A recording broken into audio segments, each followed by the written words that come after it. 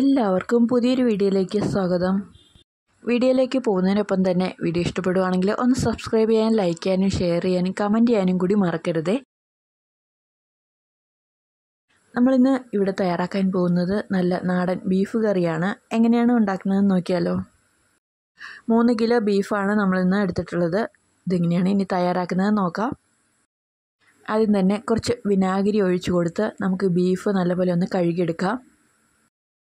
കുറച്ച് വിനാഗിരി ഒഴിച്ച് നല്ലപോലെ ഒന്ന് മിക്സ് ചെയ്ത് കൊടുത്തതിന് ശേഷം കഴുകുവാണെങ്കിൽ നല്ലപോലെ ക്ലീനായി കിട്ടും. കുറച്ച് നേരം ഒന്ന് തിരുമ്മി കൊടുത്തതിന് ശേഷം നമുക്ക് സാധാ വെള്ളത്തിൽ തന്നെ 3-4 തവണ കഴുകിയെടുക്കാം.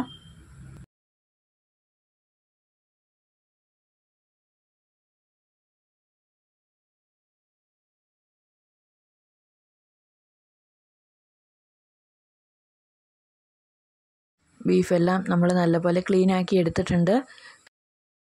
ബീഫിന് ആവശ്യമായിട്ടുള്ള ഉള്ളി കൂടി പൊളിച്ചെടുത്തിട്ടുണ്ട്.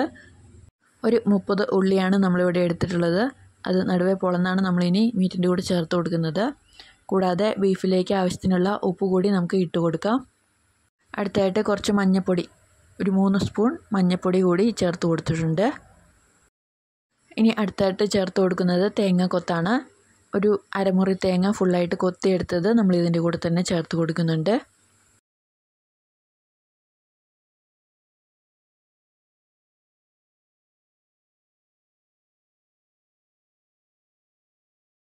ഇനി തേങ്ങാക്കൊത്തിൻ്റെ ഒപ്പം തന്നെ നമ്മൾ തൊണ്ട് പൊളിച്ച് വെച്ചിരുന്ന ഉള്ളി അതൊരു 4 കഷ്ണമാക്കി പൊളന്നെടുത്തത് നമ്മൾ ഇതിൻ്റെ കൂടെ തന്നെ ഒന്ന് ചേർത്ത് കൊടുക്കുന്നുണ്ട്.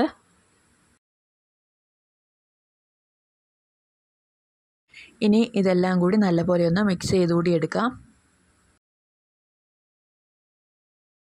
നല്ലപോലെ ഒന്ന് മിക്സ് ചെയ്തതിന് ശേഷം നമ്മളിത് കുക്കറിലിട്ടാണ് വേവിക്കുന്നത്. അതുകൊണ്ടാണ് ആദ്യം തന്നെ ഒന്ന് മിക്സ് ചെയ്ത് കൊടുക്കുന്നത്.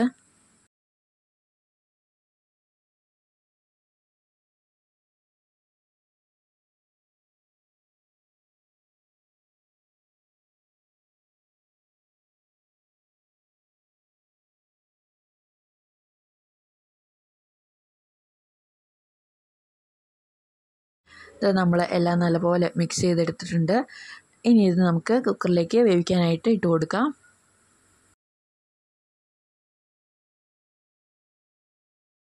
ബീഫെല്ലാം നമ്മൾ കുക്കറിലിട്ട് കൊടുക്കുന്നുണ്ട്.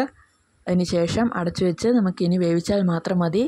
കുക്കറിൽ ഒരു 2 വിസിൽ അടുപ്പിച്ചപ്പോൾ തന്നെ നമ്മുടെ മീറ്റ് നല്ലപോലെ വെന്ത് കിട്ടിയിട്ടുണ്ടായിരുന്നു. നമ്മളിപ്പോൾ ഈ മീറ്റ് ഒട്ടും വെള്ളവും ചേർക്കാതെ ഇതേ വഴിയാണ് അടച്ചു വെച്ച് വേവിക്കാനായിട്ട് പോകുന്നത്. ബീഫിൽ നിന്ന് തന്നെ നല്ലപോലെ വെള്ളം ഇറങ്ങിക്കോളും.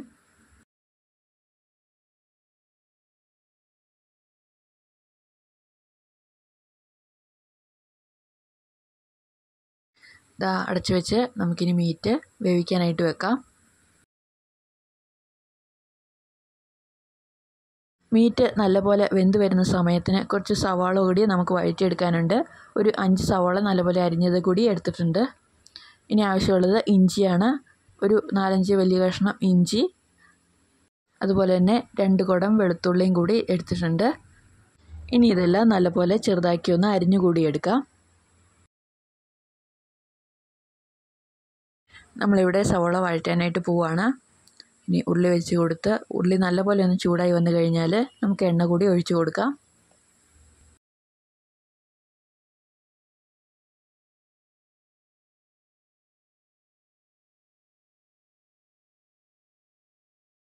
എണ്ണ നല്ലപോലെ ചൂടായി വന്നിട്ടുണ്ട്.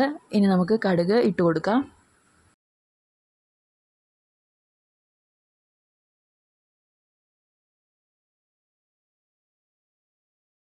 കടുകെല്ലാം നല്ലപോലെ ഒന്ന് പൊട്ടി വന്നു കഴിഞ്ഞാൽ കുറച്ച് കറിവേപ്പില കൂടി ചേർത്ത് കൊടുക്കാം.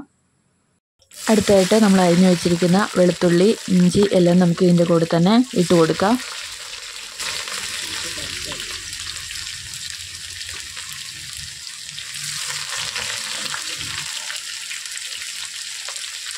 ഇഞ്ചി കൂടി നമ്മൾ ചേർത്ത് കൊടുത്തിട്ടുണ്ട്. ഇനി ചെറുതായിട്ടൊന്ന് മൂപ്പിച്ചെടുക്കാം. ഇഞ്ചിയും വെളുത്തുള്ളിയും ആദ്യം തന്നെ ചെറുതായിട്ടൊന്ന് വഴറ്റിയെടുത്തതിന് ശേഷം മാത്രം നമുക്ക് അരിഞ്ഞു വെച്ചിരിക്കുന്ന സവാള കൂടി ചേർത്ത് കൊടുക്കാം. കുറച്ചുകൂടി കറിവേപ്പില ചേർത്ത് കൊടുക്കുന്നുണ്ട്. ഒട്ടും ചോട്ടി പിടിക്കാതെ നല്ലപോലെ വഴറ്റിയെടുക്കാൻ വേണ്ടിയിട്ടാണ് വീണ്ടും കറിവേപ്പില ചേർത്ത് കൊടുത്തത്. ഇതിന് ശേഷം അരിഞ്ഞു വെച്ചിരിക്കുന്ന സവാളയും കൂടി നമ്മൾ ചേർത്ത് കൊടുത്തിട്ടുണ്ട്. ഇനി സവോള നല്ലപോലെ ഒന്ന് വഴറ്റിയെടുക്കാം. സവോള പെട്ടെന്ന് വഴറ്റിയെടുക്കാനായിട്ട് കുറച്ച് ഉപ്പ് കൂടി ചേർത്ത് കൊടുക്കാം. കുറച്ച് മാത്രം ചേർത്ത് കൊടുത്താൽ മതി.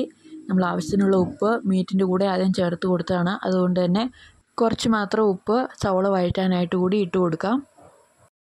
ഉപ്പിട്ട് കൊടുത്ത് സവോള വഴറ്റുവാണെങ്കിൽ പെട്ടെന്ന് തന്നെ സവോള വഴണ്ട് കിട്ടും.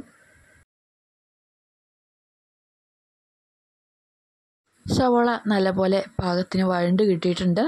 ഇനി നമുക്ക് മസാല കൂടി ഇതിൻ്റെ കൂടെ ചേർത്ത് കൊടുക്കാം. ആദ്യം തന്നെ കുറച്ച് മഞ്ഞൾപ്പൊടിയാണ് ചേർത്ത് കൊടുക്കുന്നത്. ഒരു 2 സ്പൂൺ മഞ്ഞൾപ്പൊടി ചേർത്ത് കൊടുത്തിട്ടുണ്ട്. അടുത്തതായിട്ട് വേണ്ടത് മുളക് പൊടിയാണ്. മുളക് പൊടി കൂടി നമുക്ക് ചേർത്ത് കൊടുക്കാം. ഒരു 2.5 ടേബിൾ സ്പൂൺ മുളക് പൊടിയാണ് നമ്മളിവിടെ ചേർത്ത് കൊടുക്കുന്നത്.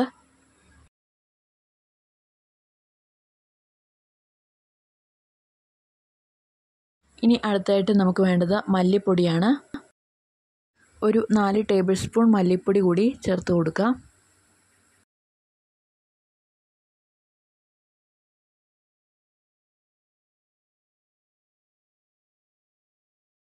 മല്ലിപ്പൊടിയും കൂടി ചേർത്ത് കൊടുത്തിട്ടുണ്ട്. ഇനി നല്ലപോലെ ഒന്ന് മൂപ്പിച്ചെടുത്താൽ മാത്രം മതി. മസാലയെല്ലാം നല്ലപോലെ ഒരു ബ്രൗൺ കളർ ആകുവോളം ഒന്ന് മൂപ്പിച്ചെടുക്കണം.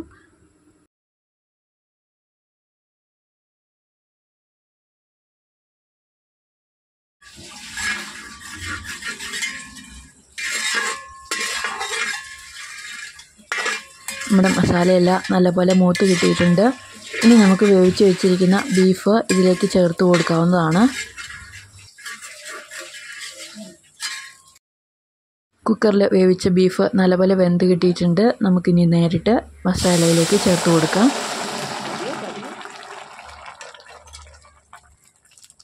ഇനി ബീഫ് നല്ലപോലെ ഒന്ന് മിക്സ് ചെയ്തുകൂടി എടുക്കാം. ബീഫിൽ നിന്ന് നല്ലപോലെ വെള്ളം കൂടി ഇറങ്ങിയിട്ടുണ്ട്. ഇനി ഈ മസാലയിൽ കിടന്ന് ബീഫ് നല്ലപോലെ ഒന്ന് തിളച്ച് കിട്ടിയാൽ മാത്രം മതി നമ്മുടെ ബീഫ് റെഡിയാകാനായിട്ട്.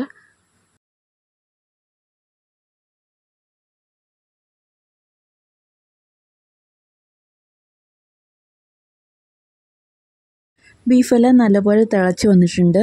ഇനി ഏറ്റവും ലാസ്റ്റായിട്ട് നമുക്ക് കുറച്ച് മീറ്റ് മസാല കൂടി ചേർത്ത് കൊടുക്കാം.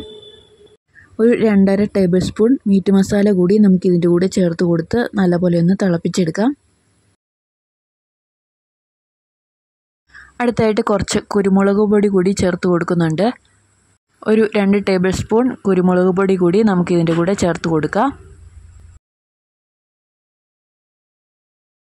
ഒന്നുകൂടി നല്ലപോലെ മിക്സ് ചെയ്ത് കൊടുത്തതിന് ശേഷം വീണ്ടും നമുക്കൊന്ന് തിളപ്പിച്ചെടുക്കാം. തിളപ്പിച്ചെടുത്താൽ തന്നെ നമ്മുടെ കറി റെഡിയാണ്. നമ്മുടെ ബീഫ് നല്ലപോലെ തിളച്ച് ചാറെല്ലാം ഒന്ന് കുറുകി വന്നിട്ടുണ്ട്. ഈ സമയമാകുമ്പോൾ കുറച്ച് ഗരം മസാല കൂടി ചേർത്ത് കൊടുക്കുന്നുണ്ട്.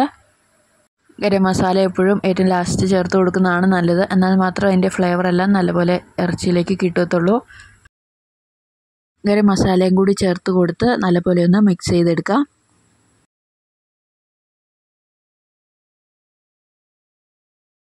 നമ്മുടെ കറി അങ്ങനെ റെഡി ആയിട്ടുണ്ട്. നമുക്കിനി അടുപ്പത്തുനിന്ന് വാങ്ങാവുന്നതാണ്.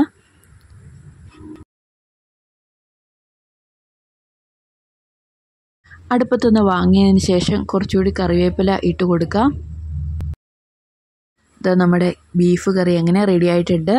ഇനി കഴിച്ചാൽ മാത്രം മതി. വീഡിയോ എല്ലാവർക്കും ഇഷ്ടപ്പെട്ട് കാണുമെന്ന് വിചാരിക്കുന്നു. വീഡിയോ ഇഷ്ടപ്പെടുവാണെങ്കിൽ ഒന്ന് സബ്സ്ക്രൈബ് ചെയ്യാനും ലൈക്ക് ചെയ്യാനും ഷെയർ ചെയ്യാനും കമൻറ്റ് ചെയ്യാനും കൂടി മറക്കരുതേ. ഇനി പുതിയൊരു വീഡിയോ ആയിട്ട് അടുത്ത ദിവസം കാണാം. അതുവരെ എല്ലാവർക്കും ബൈ.